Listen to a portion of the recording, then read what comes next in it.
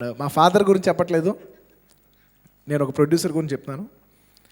He's a very very very passionate film producer. ఎంత passionate అంటే, నేను మా తమ్ముడు మా నాన్న ఒక వాట్సాప్ గ్రూప్ పెట్టుకుంటే ఆ గ్రూప్ పేరు వీ లవ్ సినిమా.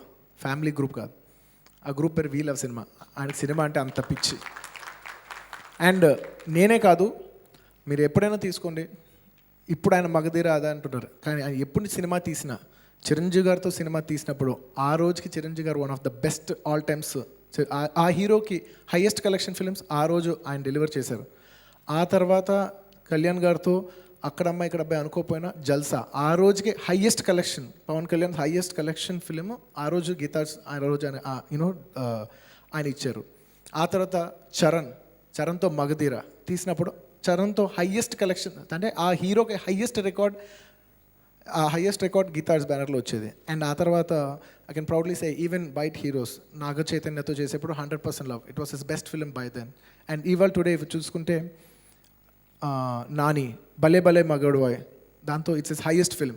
ఎప్పుడు ఒక హీరోతో సినిమా ఆ హీరోకి ద బెస్ట్ ఫిలిం ఇవ్వాలని అని ప్యాషనెట్గా సినిమా మీద ఖర్చు పెడతారు. ఏమంటే నేను నిజంగా చాక్లెట్ అడిగినట్టు అడుగుతాను, నాకు బొలీవియా కావాలి, స్విట్జర్లాండ్ వద్దు, స్విట్జర్లాండ్లో అందరు తీస్తారు, బొలీవియా కావాలి. రే దీనికి ₹1,00,00,000 అయితే 2 కోట్లు అవుద్దా? 2 కోట్లు అయినా బాగుంటుంది కదా.